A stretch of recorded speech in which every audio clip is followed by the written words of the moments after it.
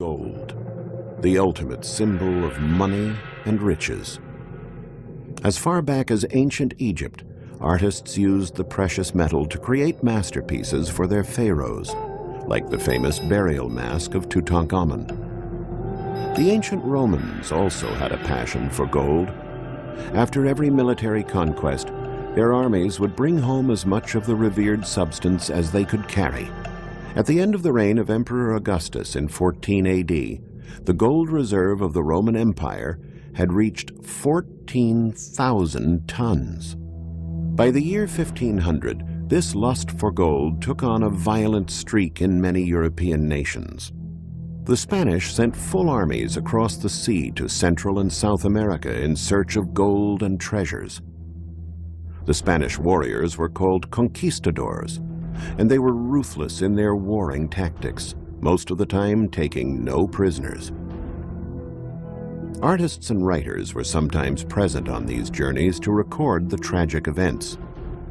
In just a few years, Spanish troops led by General Francisco Pizarro managed to wipe out entire ancient civilizations, like the Incas.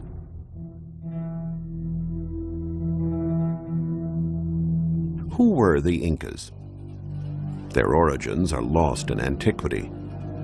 But according to a modern theory, like all pre-Columbian populations, the Incas were descendants of migratory movements from Asia across the Bering Strait that occurred 40,000 years ago when a thick ice cap connected the two continents. After reaching the northern regions of the American continent nearly 24,000 years ago, people started moving southward. It was determined from ancient stone utensils discovered recently that the first settlers arrived in Peru 18,000 years ago. They built a powerful and advanced civilization on the highest reaches of the Andes. How they did this is still a mystery.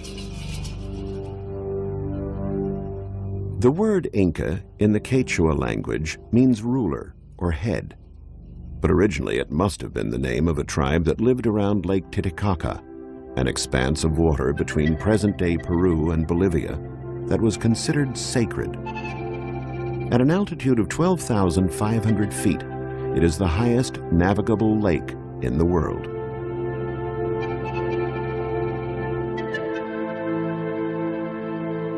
The landscape is probably the same as when the conquistadors first saw it.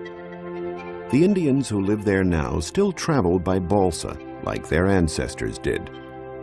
The balsa is a boat made of tortora reed, a type of cane that grows wild on the lakeshore. The boats don't last long. After about 2 years, the reed becomes so soaked that the boat is no longer controllable and is left to rot. Like their ancestors, the Indians still use tortora reed to make their houses, their beds, and almost all household objects. It seems incredible, but even the land the Indians live on was created by stacking numerous layers of reed, one upon the other, that, over the centuries, turned into floating islands. According to some archaeologists, it is from here, and villages like this one, that the Indians began to move north to found Cusco, the capital of the Inca Empire, around 1100 AD. 4 centuries later, the Empire of the Incas covered an area that included most of Chile and Argentina, all of Bolivia, Peru, Ecuador, and part of Colombia, with a population of some 20 million people. The capital of this huge empire was the city of Cusco. Situated in the fertile Vilcanota Valley in the heart of the Andes, it was considered a sacred place, a center of power. All ancient legends about the Incas began here. The city was originally laid out in the shape of a jaguar, a sacred animal. Its head was formed by a fortress called Sacsayhuaman, home to almost 5,000 warriors. In the king's empire, everything belonged to the state.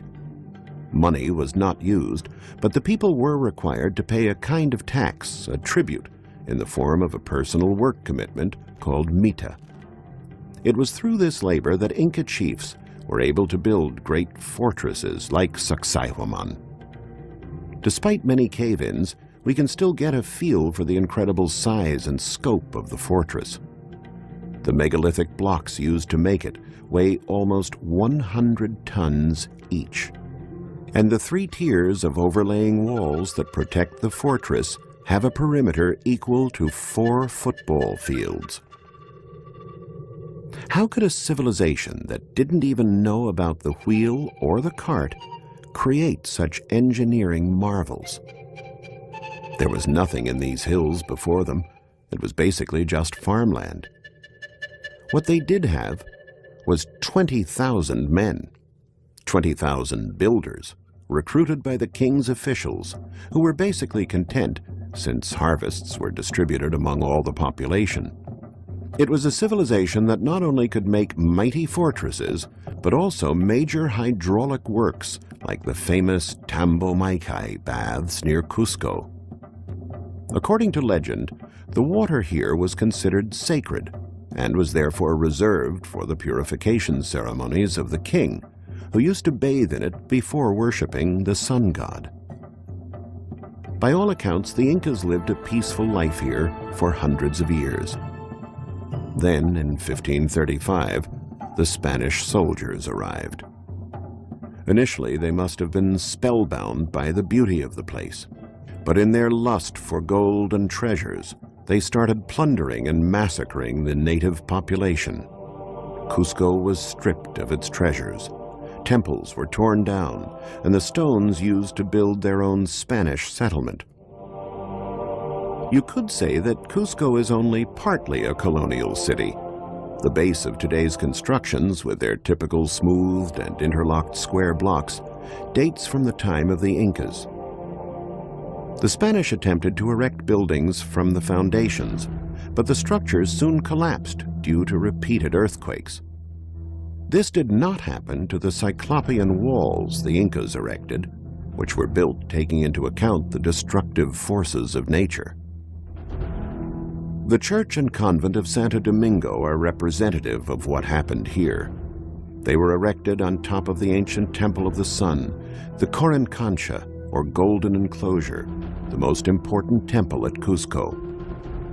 Unfortunately, not much remains of its past splendor, except for a few retaining walls and some terracing.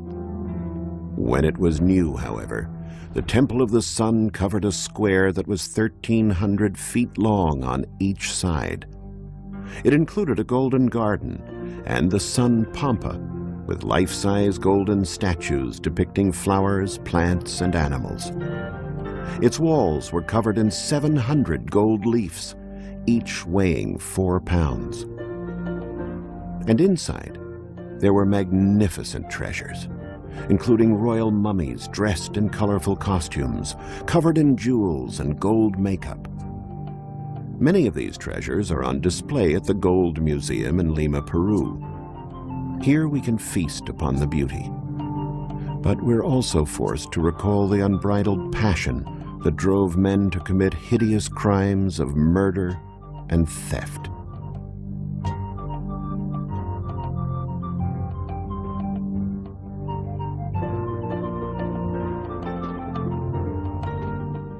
The museum contains many jewels of Inca civilization, like this ceremonial shirt made with 13,000 gold foils, and artifacts from other nations which were ruled by the Incan Empire.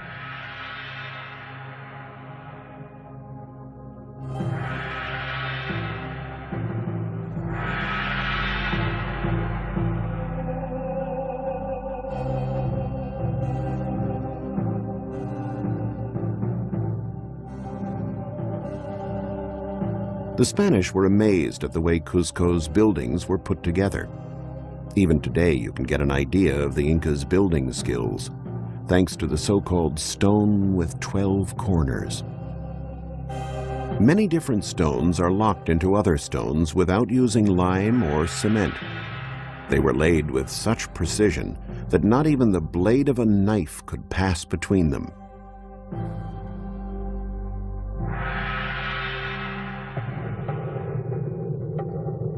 We can see how the Spanish conquistadors must have been in awe when they discovered one of the most important and sacred places in the Incan Empire, a place filled with gold statues and works of art that would make any museum proud today. But instead of preserving these beautiful artifacts, many of the most magnificent treasures of humanity were lost for all time.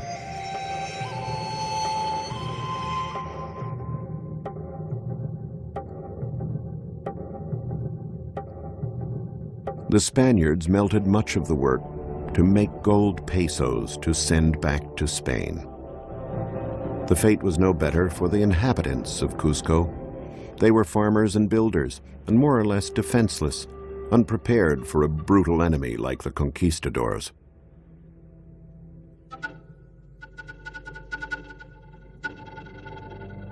They were almost all massacred, as the Spaniards tortured and brutalized them to get them to reveal where the king hid his gold.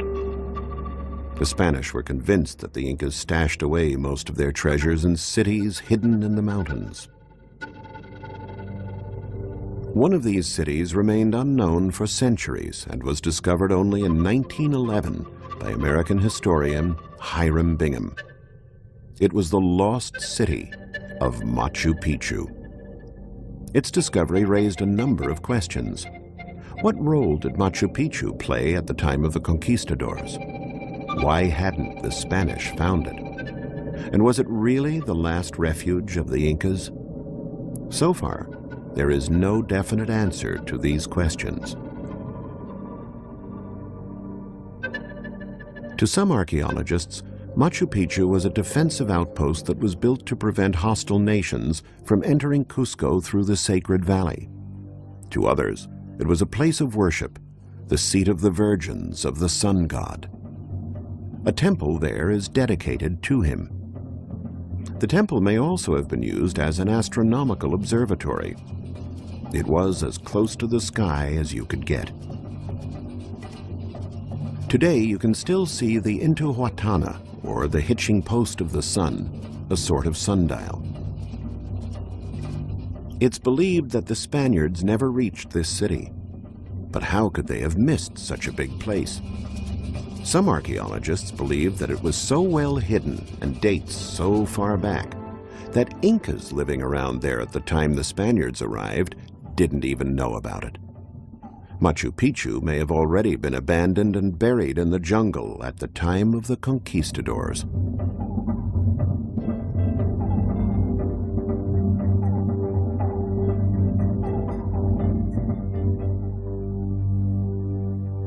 One thing we do know, Machu Picchu, even with its veil of mystery, is not the legendary land of El Dorado. So where was El Dorado, the famous kingdom of gold? A city with walls covered in gold leaf and parks that had trees and flowers made of gold. The city of every man's dream, rich beyond imagination in precious jewels and stones. Is this where the Incans fled to with their gold when the conquistadors invaded? If so, they would have had to leave the country. The myth of El Dorado is not tied to Peru. To find its true origin, we must head north to Colombia, because it is there that the legend of the Gilded Man comes from. The legend is connected with the ceremony that took place on Lake Guatavita, 30 miles east of Bogota, the modern capital of Colombia. After the Spaniards heard the story of the king, covered in gold dust and jewels, and throwing gold into the deep water, it is easy to understand why they thought the bottom of the lake might be covered with years of discarded treasures. Scholars wondered for a long time about the origin of the myth and the ceremony. And in 1954, Colombian archaeologists gave an explanation that seemed plausible. Their research showed that thousands of years ago, in a period when man already lived in the Andean Cordilleras, or mountains, a great meteorite fell from the sky. The Indians would have heard a deafening blast and seen a streaking gold mass with a trail of gold light behind it. Those who witnessed this phenomenon probably thought some powerful god had arrived on Earth. Archaeologists believe the reason the cacique, or chief of the Muisca tribe, covered himself with gold dust and took ritual baths in the sacred waters was in honor of this event. But the origin of the ceremony was not the only mystery. Where would the Muisca have gotten that much gold to dispose of in the first place? It is known that only the tribes of the hot and humid tropical lowlands, called Tierra Caliente, had rich gold mines. There is no sign of the precious metal anywhere on the Bogota Plateau where the Muisca lived. So how could this pre-Columbian people possess so much gold that they could throw away heaps of it into a cold lake? The mystery was unraveled thanks to the discovery of mines located in the mountains west of Bogota. The mines date from the period of the Muisca and contain rock salt, the same salt we use for cooking. At the time, it was so scarce a mineral that it was worth more than gold to pre-Columbian peoples. The Muisca used to sell the cakes of salt all over Colombia, making a good profit. It was from this resourceful merchandising that the Muisca were able to buy the metal with the golden reflections. And their skillful craftsmen could then turn this wonderful substance into 1,000 marvelous shapes. We can now still admire these precious objects in an extraordinary collection at the Gold Museum in Bogota. With the opening of the museum in 1939, Colombia was able to stop the flow of national treasures across its borders and keep its artistic heritage intact. The museum features mummies and beautifully crafted gold artifacts of the Muisca, along with other tribes who knew how to work gold, like the Sinu, known for their fan-shaped pendants, the Tolima, and the Quimbaya, whose craftsmen created a variety of beautiful objects, and the Kalima, who made big breastplates, tiaras, and brooches. With all this beauty, we wonder who actually wore the jewels. Was it just the leaders or warriors? Or did women also covet and wear this jewelry as they might do today? Studies of this period have shown that women never wore jewels, only priests and dignitaries. Jewelry had strong ritual and religious values. The fantastic figures evoked supernatural characters that they believed could influence life on Earth. The masks placed on the faces of the dead were meant to prolong life after death. The small, highly stylized depictions of animals, especially birds, were offered as gifts to the gods to increase the fertility of the soil and to guarantee bountiful harvests. Some of these incredible jewels are shrouded in a little mystery. Scholars believe that they have a perfectly streamlined shape that only a modern engineer who designs airplanes could conceive.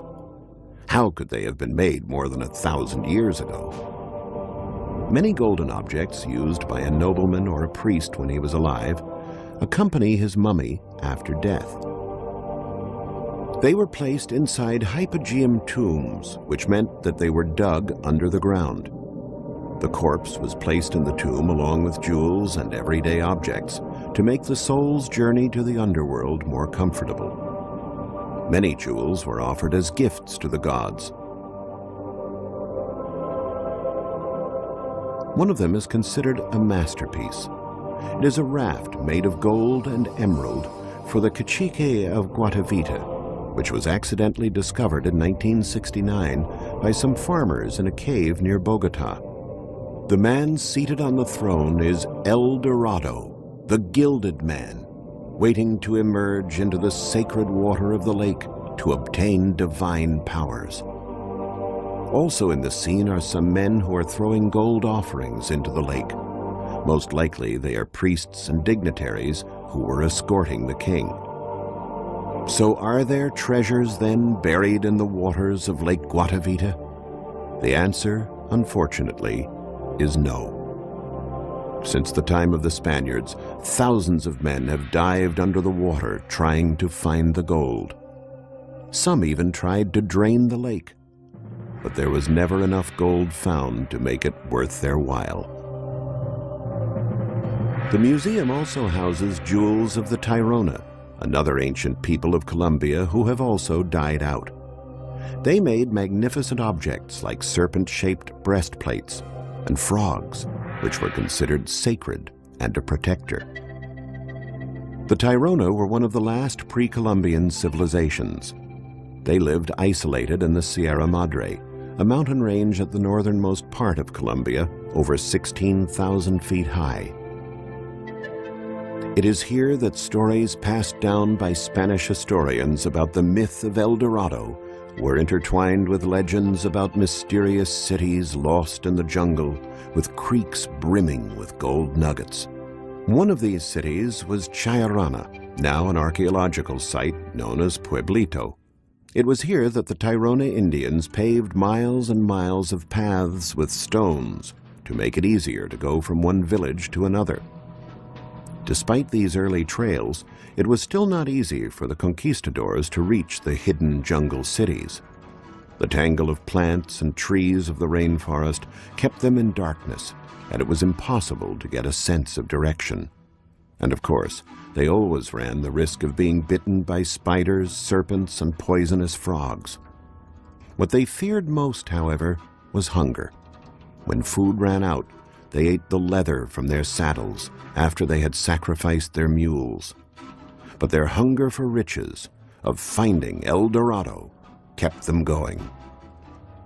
Along one of the paths leading to Pueblito, there are huge boulders on which unique depictions have been etched. Modern archaeologists believe that this was a ritual area where sacrifices were made in honor of the sun god, the figure depicted on the boulder.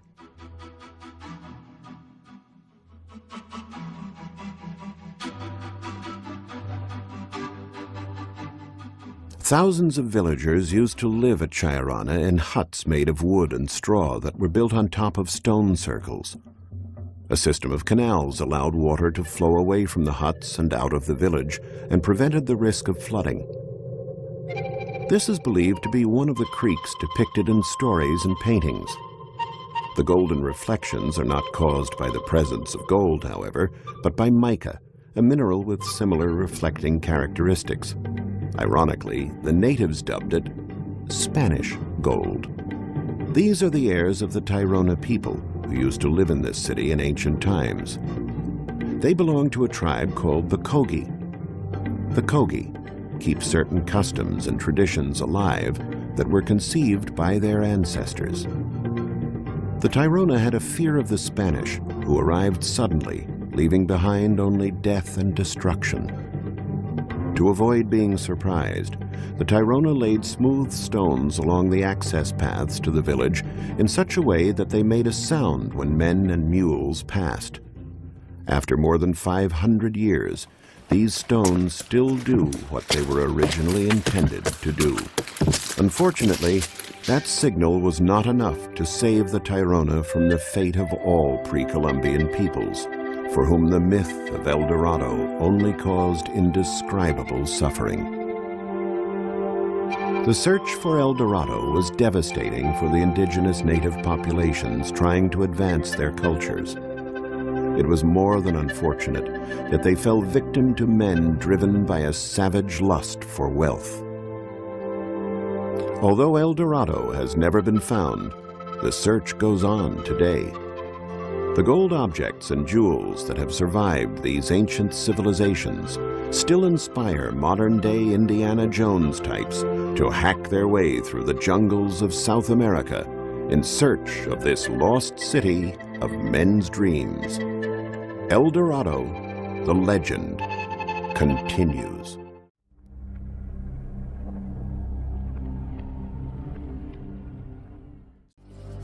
The discovery of the Bonampak frescoes unraveled mysteries on the customs and traditions of a civilization that had developed over a period of nearly 3,000 years. A civilization that reached its height between 200 and 900 AD, and then experienced a relentless decline until it almost completely disappeared around 1500, a little before the Spanish conquistadors arrived. The cities were abandoned, and slowly swallowed up by the jungle. Yet the people who once lived in them had not disappeared. They merely scattered throughout the region now known as the Yucatan Peninsula in present-day Mexico, where the ancient traditions of the Maya are still present. Archaeologist John Lloyd Stephens wrote these words in his diary on May 11, 1840, about his expedition to Mexico. "In the history of the world, nothing impressed me more than the sight of this big and attractive city, now barren and lost." Stephens had set off many months earlier on the tracks of stories about cities hidden in the wild tropical jungle and a people who had mysteriously disappeared. His journey through uncharted terrain must have been difficult, with scorching temperatures and thick vegetation. And though on previous trips he had examined Egyptian pyramids, ancient monuments in Italy, and Greek temples in Athens, it was here in the jungles of Central America that he was overwhelmed by an intense feeling of astonishment. He walked out of the forest and suddenly realized that he had reached the ruins of an ancient Maya city, Palenque.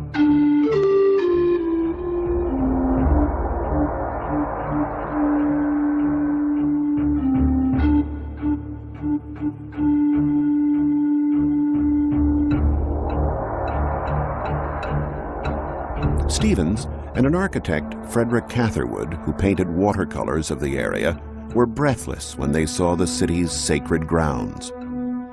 It was clear that only men with ingenious minds could have planned this city, and that expert hands had built it. It was also clear that a whole new era of scholarship on an unexplored civilization would now present itself.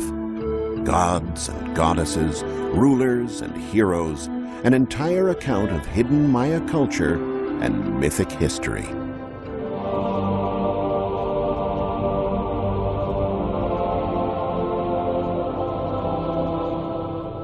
At the time of its splendor, Palenque covered an area of over 6 square miles with a population of tens of thousands.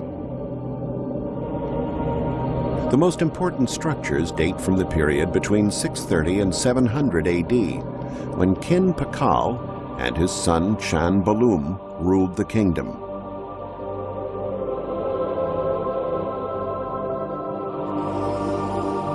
The palace, the home of the royal family, was erected in the city center on a 33-foot-high platform. The palace in reality was just a group of various buildings built one against the other, but in its own way, it was an architectural masterpiece, with cellars, chambers, and rooms with rather low ceilings arranged around a courtyard. The bas-reliefs that decorate the walls are still striking today, even though many of the colors, which Stephens and Catherwood marveled about, have almost completely faded. Some glyphs, the round-figured ideograms which Maya writing is composed of, were carved into the steps of the middle court, while along the walls, stone plates were decorated with images of prisoners who must have been high-ranking officials judging from their rich garments. From the western side of the palace is a full view of the majestic Temple of the Inscriptions. In 1952, archaeologist Alberto Ruiz made an incredible discovery inside this pyramid-like structure.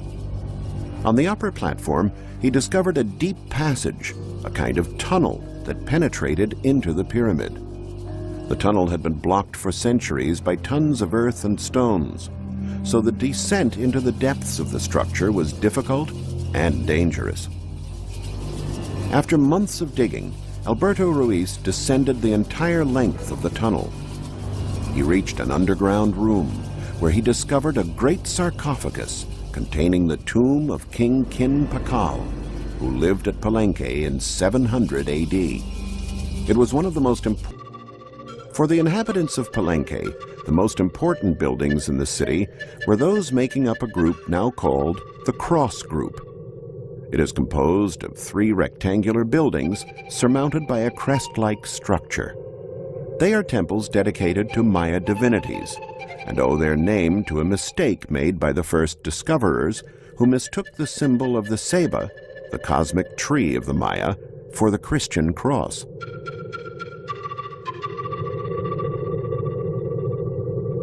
At the height of its splendor, this grand architecture in the middle of a dense jungle must have been a truly impressive sight.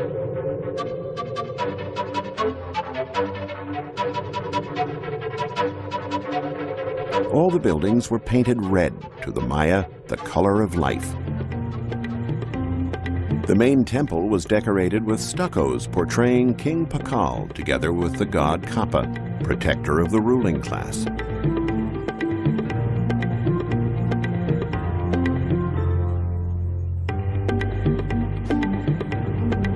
All the bas-reliefs of the buildings at Palenque prove that the cult of the gods was tied to the social class that worshippers belonged to. The god Ekchua, for instance, was the guardian of merchants.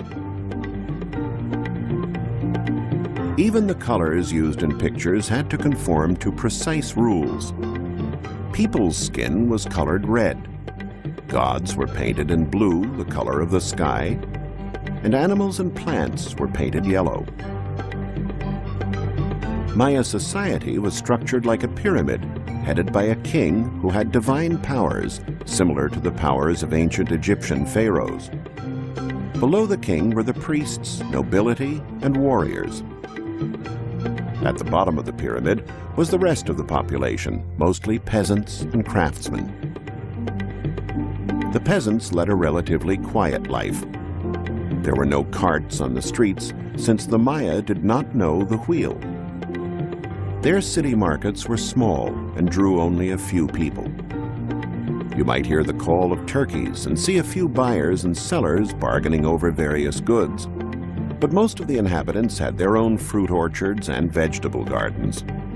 There were craftsmen, however, who made special objects not sold in the markets. Objects made of jade.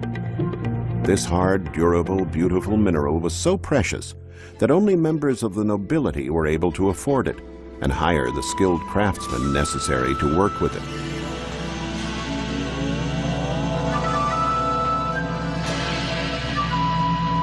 Jade objects would have been traded in one of the richest cities of the Yucatan, Chichen Itza.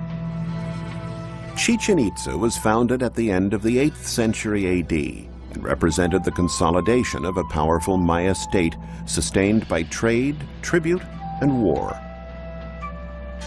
In the middle of town, there was a great pyramid known as El Castillo, the castle, which apparently was dedicated to the worship of Kukulkan, the Maya name of the Aztec god Quetzalcoatl. The 365 steps of the Castillo suggest that the building functioned as a giant chronographic marker, and on the days of the equinox, the sun casts a shadow that illuminates a serpent on the north staircase.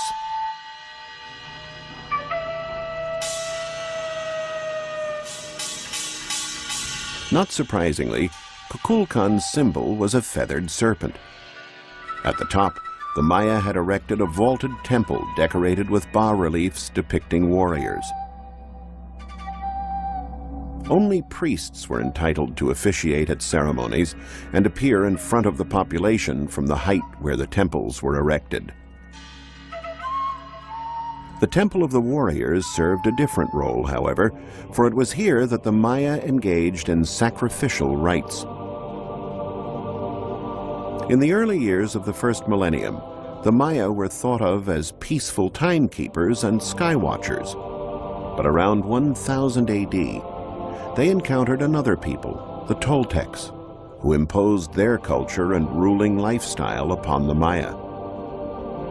Their influence is seen in the similarities between the buildings and sculptures at Chichen Itza and those at Tula, the Toltec capital, hundreds of miles away. One of the best examples is El Caracol, an imaginative building in the shape of a spiral whirl of a conch, an attribute of Kukulkan, whom the structure embodies.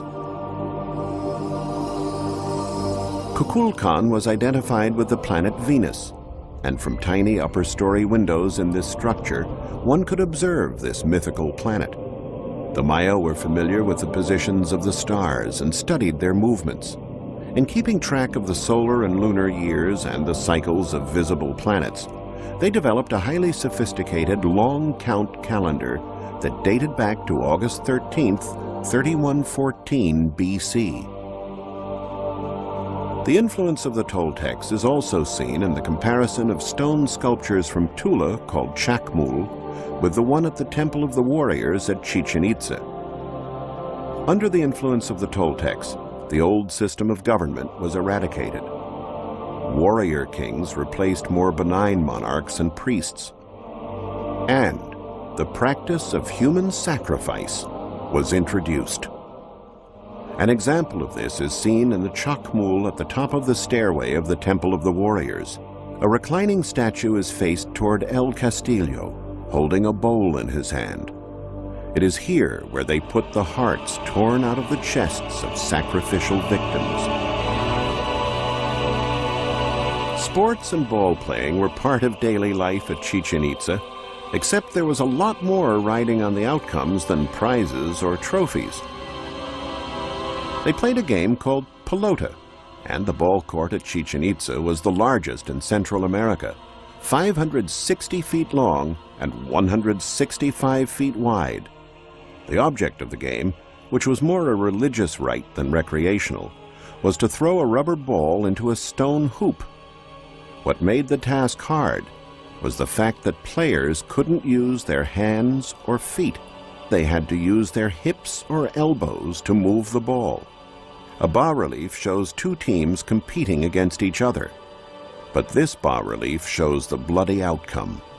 A player who was defeated is being decapitated. The fate of players from the losing side. A long platform bears depictions of skulls, presumably the skulls of the losers. But according to some scholars, winners as well might have been beheaded. It was considered an honor, having won, to go to a heaven of warriors.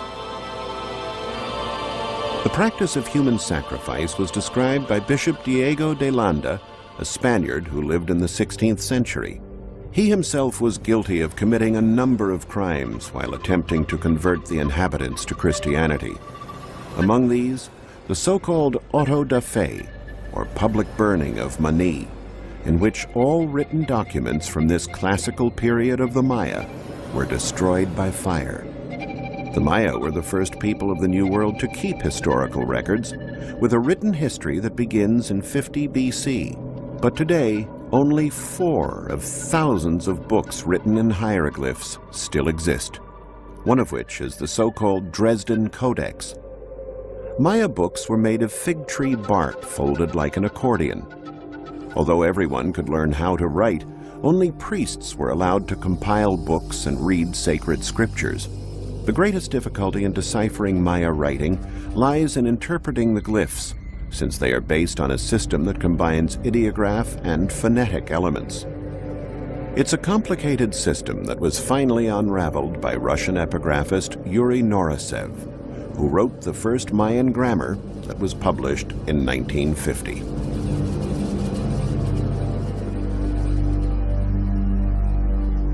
The territory inhabited by the Maya was vast, and since horses and donkeys had become extinct on the continent tens of thousands of years earlier, to make foot travel easier, the Maya built roads.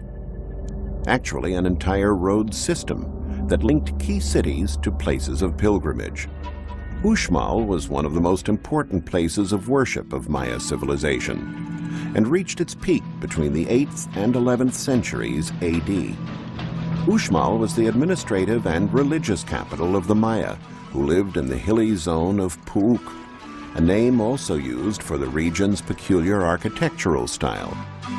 The finest example of Puuc style is the governor's palace, nearly 330 feet long, probably the seat of the authorities. The building has a cornice decorated with masks portraying the god Chak. It was originally entirely colored like all Maya buildings, and the elaborate renderings of gods and symbols attest to the wide range of Maya interests.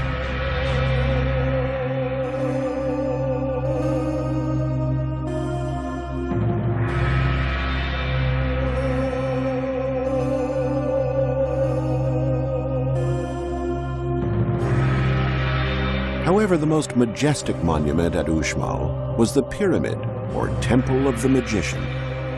It was erected primarily to worship the gods of heaven, but it too served as an observatory to study the movements of celestial bodies. Like the governor's palace, the pyramid was decorated with representations of the mask of the god Chak. This sculpture, portraying the tattooed face of a priest coming out of a serpent's mouth, was discovered inside the pyramid.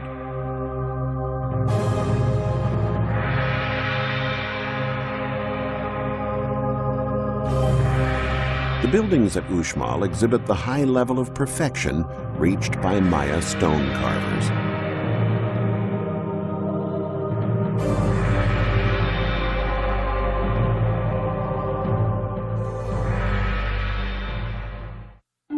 Not all Maya settlements were situated in the middle of the jungle. Fortified cities were also erected by the sea to make the coast safer. One of these places, built by the Caribbean Sea, was Tulum. This was the site of the first meeting in 1518 of the Maya and the Spanish, who arrived by sea. The conquistadors had to be amazed to see such a formidable city in this beautiful natural setting. In the Temple of the Frescoes are some of the most awe-inspiring Maya paintings that have stood the test of time. There are illustrations of the gods of the Maya pantheon that dominated the universe of the living as well as of the dead. The drawings evidence a culture that was sensitive to the importance of color.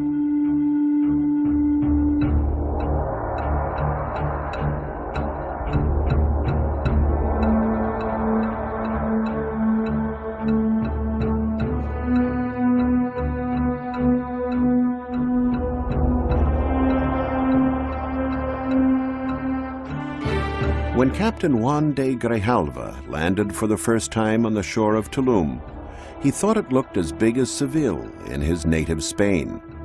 He would have seen buildings painted in vermilion red, light blue, white, and bright green. Unfortunately, only a few traces of these colors remain today. The castle, or El Castillo of Tulum, is certainly the most important monument of this city. It was partly destroyed in the early 20th century and was restored based upon the illustration Catherwood made of it when he arrived in Tulum.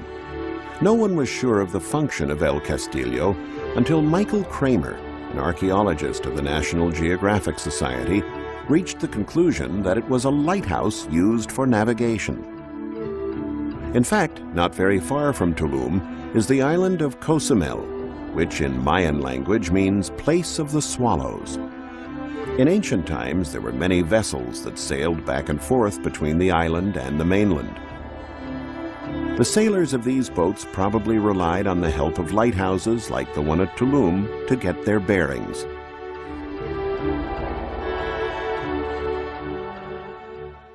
The Maya enjoyed a civilization and a culture that is a study in contrasts. They had respect for nature and considered animals sacred, and yet the animal called human was expendable in sacrifice. Blood was the mortar of Maya life. They were great historians and builders, and yet it never came to them that the wheel could be used as a means of transport. They were superstitious and feared thunder and lightning, but studied and predicted astral phenomena with modern precision. The contradictions of the Maya represent their greatest mystery. What we do know is that they spent their time in unison with the forces of the universe. Poet Miguel Ángel Asturias wrote, "The Maya were a people who counted their days like diamonds. They had faith in their gods, in their smoke rites, in dreams, and in the wisdom of words. Things that 5 centuries of devastation, exploitation, and oblivion could not destroy. The Maya live on, thanks to what they have left for our civilization to discover.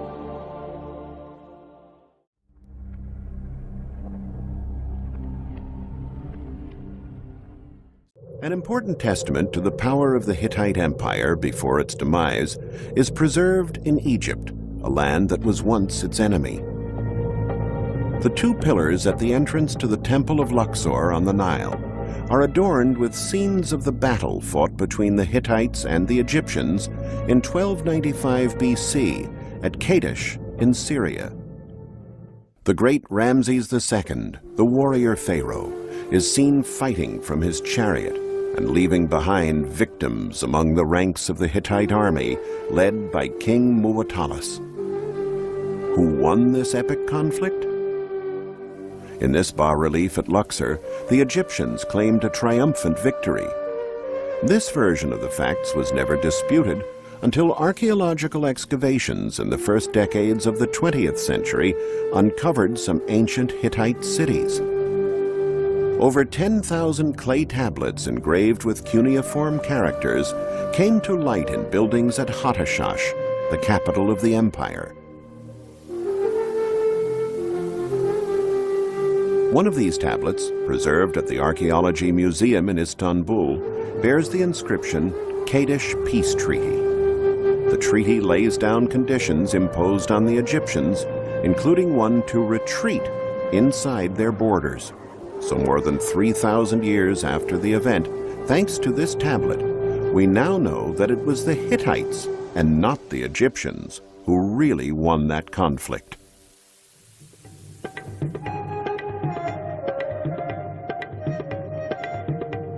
Over the centuries, Asia Minor has seen numerous civilizations flourish.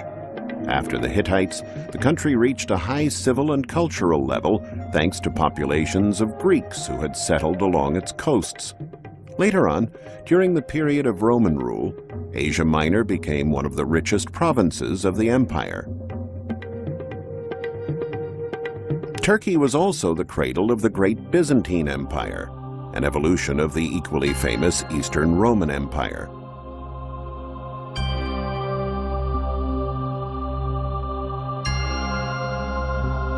We will journey back in time, starting in the 6th century AD, and explore the great civilizations that flourished on the Turkish coasts and highlands.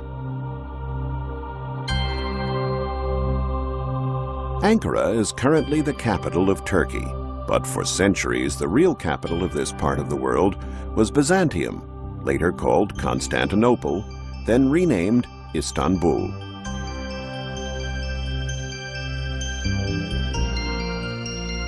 Byzantium was full of dazzling monuments.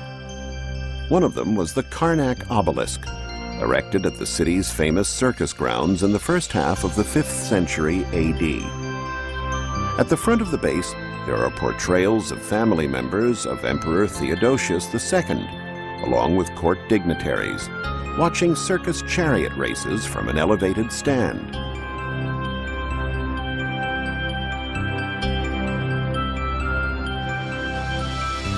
On one of the sides, there is a depiction of the transport and erection of the obelisk itself.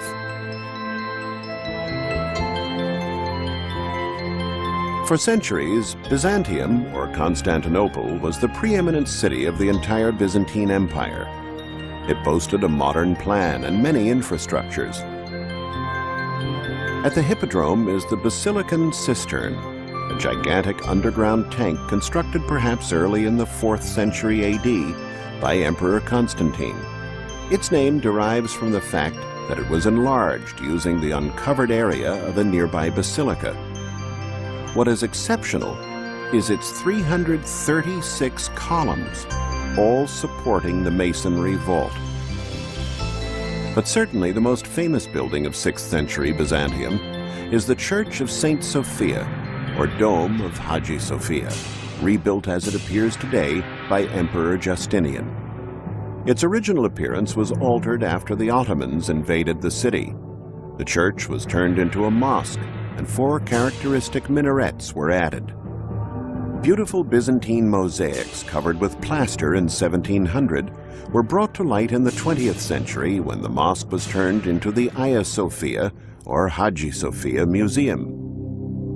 Saint Sophia was known as the incarnation of divine wisdom. Praying to her in this divine basilica must have filled thousands of visitors over the years with a sense of spirituality and grace. In the southwestern part of Turkey is the city of Aphrodisias, dedicated to the goddess Aphrodite, or Venus to the Romans.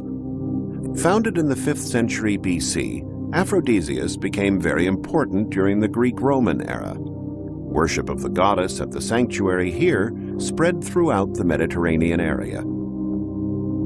Important archaeological discoveries have been made here since the 1960s. One of the most stunning sights is this gigantic stadium. Erected in the 1st century AD, it was over 850 feet long, and its original seats are still intact, arranged neatly in 30 rows.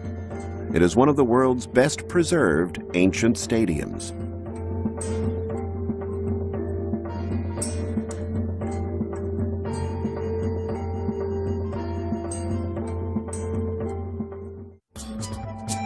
In the middle of Aphrodisias stood the Agora, a rectangular market area surrounded on 3 sides by marvelous colonnades. The columns were surmounted by decorated capitals and architraves, which can now be seen in the garden of the Aphrodisias Museum.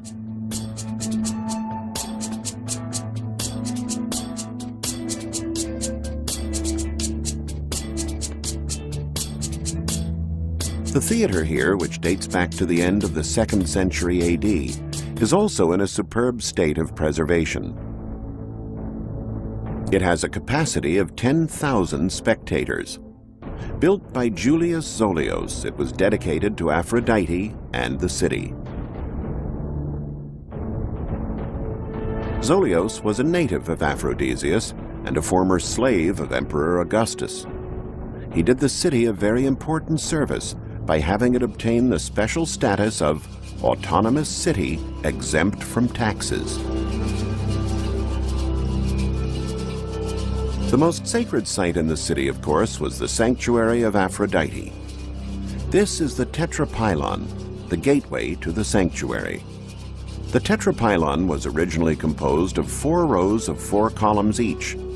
Many of the spiral fluted columns are still standing, with their gables still in place.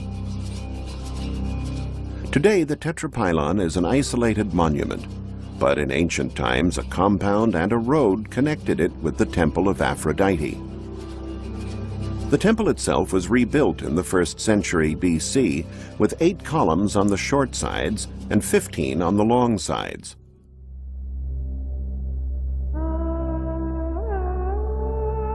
The sanctuary was famous in ancient times for the practice of sacred prostitution that had its roots in ancient fertility and reproduction rites.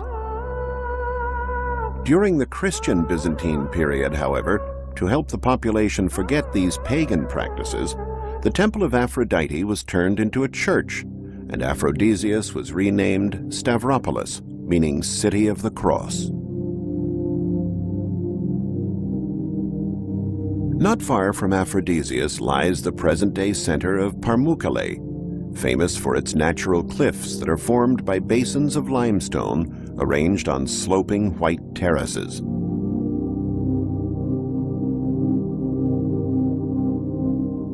Pamukkale is the site of ancient Hierapolis, founded by the king of Pergamum in 190 BC.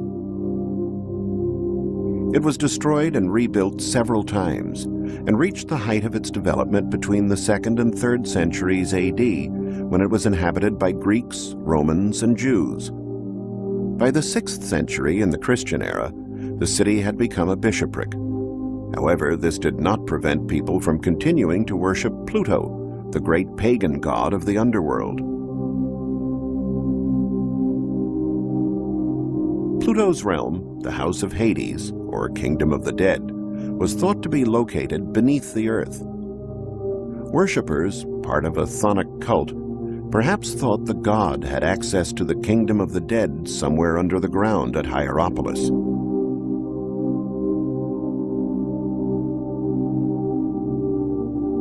In the 6th century, a monumental colonnaded road that was nearly 1 mile long and 43 feet wide crossed the city. Near the colonnaded street, there was a central fountain and a pond containing water believed to have healing properties. It's now been turned into a swimming pool for tourists.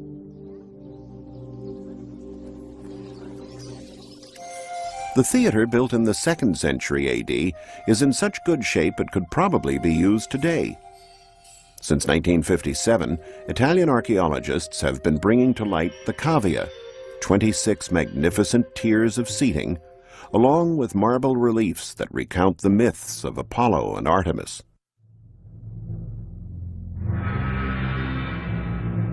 The cemetery of the city extended beyond the Byzantine walls. More than 1,000 tombs have been discovered here.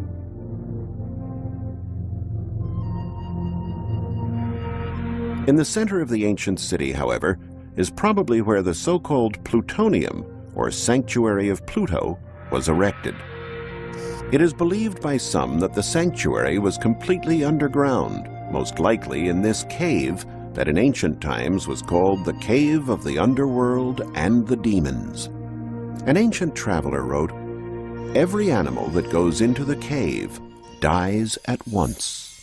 In reality, there could have been poisonous gases circulating in the cave. How then did the priests freely enter and leave the grotto? They probably realized that the toxic substance was heavier than air and settled at the bottom of the cave. It was therefore only harmful to small animals who wandered that far. Naturally, only select Pluto worshippers were in on this secret.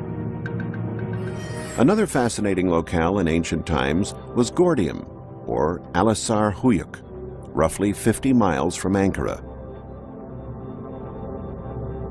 Gordium was the capital of Phrygia, an ancient region of Anatolia that was named after the Phrygians, the people who lived there from approximately 1200 BC. The Phrygians are believed to be one of the peoples of the sea, responsible for destroying the Hittite Empire. Originally from Thrace, a region at the easternmost tip of the Balkan Peninsula, the Phrygians reached the height of their power around the 8th century BC. Archaeologists have found the remains of the city walls of Gordium and megarons, the great halls that belong to the complex of the royal palace and stand out for their size. Excavations have also uncovered decorative elements and furnishings, now preserved at the Museum of Anatolian Civilizations in Ankara.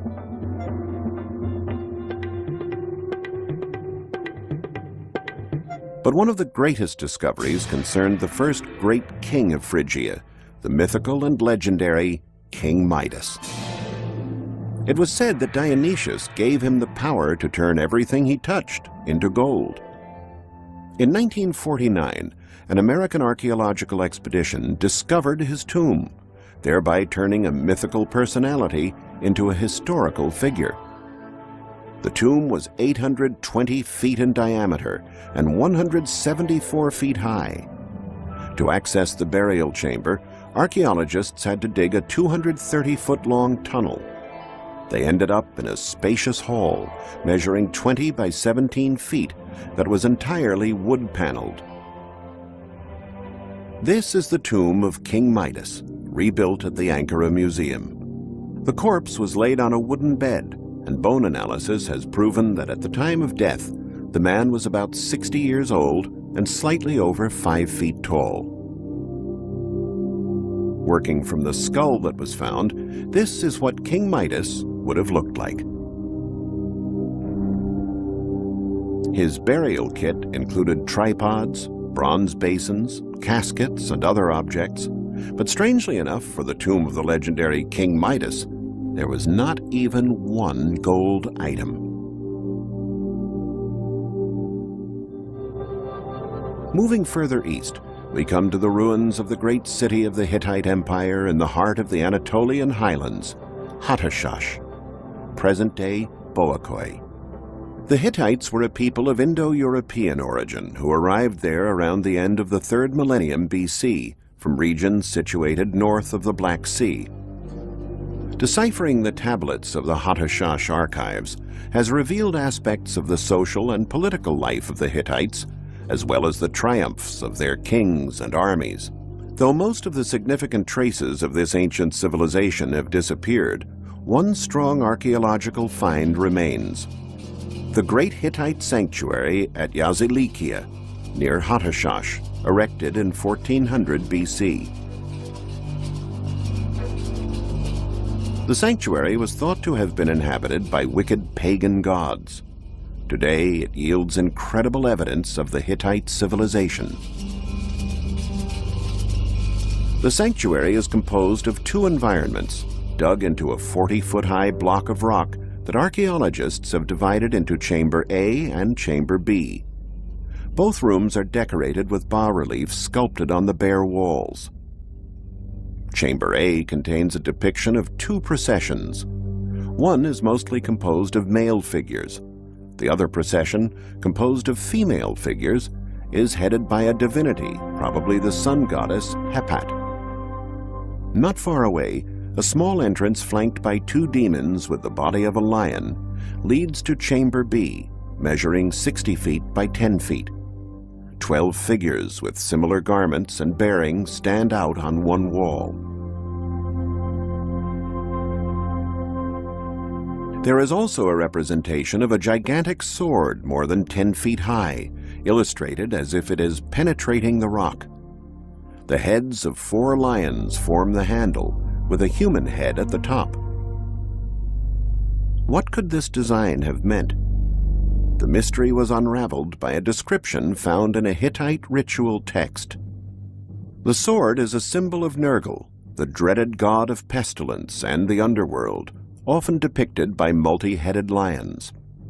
Likewise, the discovery of bird skeletons here, creatures that were traditionally sacrificed to underground deities, convinced scholars that the room was used for worshipping the dead. Yazilikia managed to survive the many wars that engulfed the Hittite Empire, unlike Hattushash, which was destroyed and rebuilt several times. The oldest evidence of dwellings here dates as far back as the end of the 3rd millennium BC, but the layout for the real town seems to have been developed around 1650 BC. Hattushash was built on 3 levels: an upper city, the citadel or acropolis, a lower city, completely surrounded by walls that took advantage of the rocky nature of the land, and a 4,000-foot-high plateau, surrounded by steep walls and rocky gorges.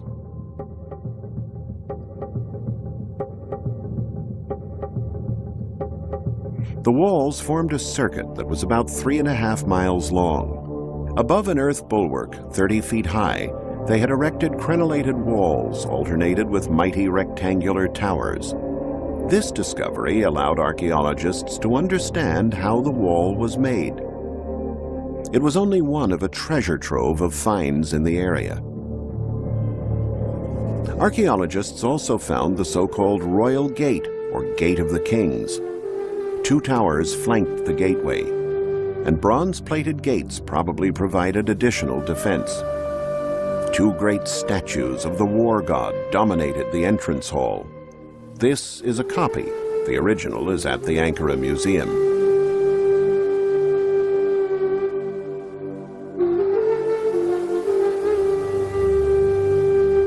Beneath another gate, the Sphinx Gate, there was an entrance formed by a 260-foot-long tunnel, which was probably shut off at each end by huge doors. Only after a long walk in the dark did visitors reach the bright sunlight of the city. To the west, there was the Lion Gate. 2 lions sculpted on the jambs with menacing, wide-open jaws, the symbolic guardians of the city.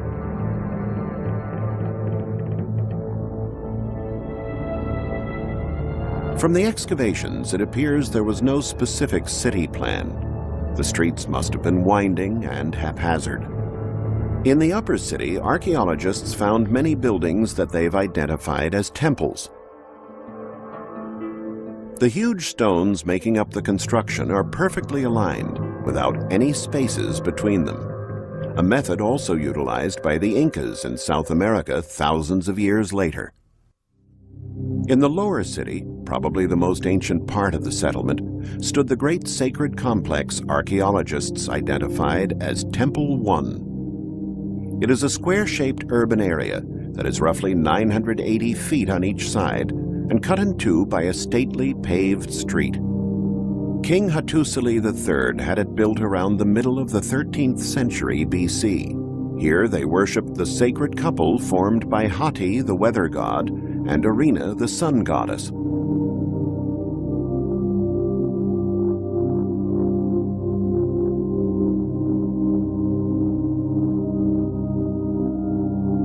The many rooms surrounding the temple, characterized by enormous aligned jars, were probably necessary for the sanctuary's elaborate religious rites and festivals that were put on before very large crowds.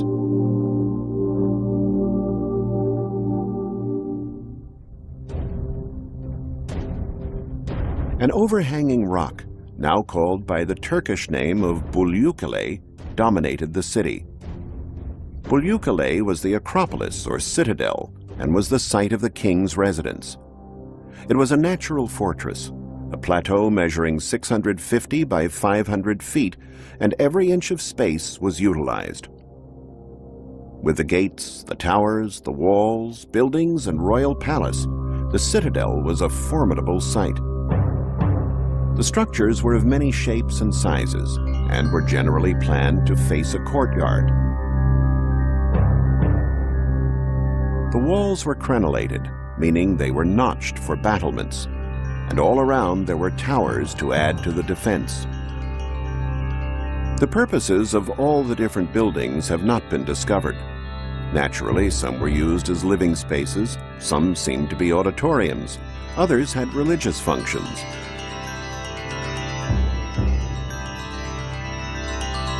But the capacity of the citadel was immense.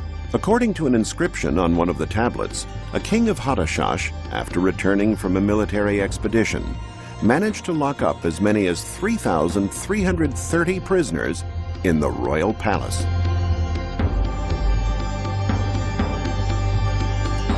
So what happened to the Hittites?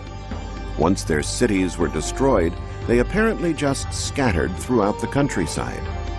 After the Hittites, hundreds of different armies and peoples settled in or simply passed through the regions of the Anatolian highlands.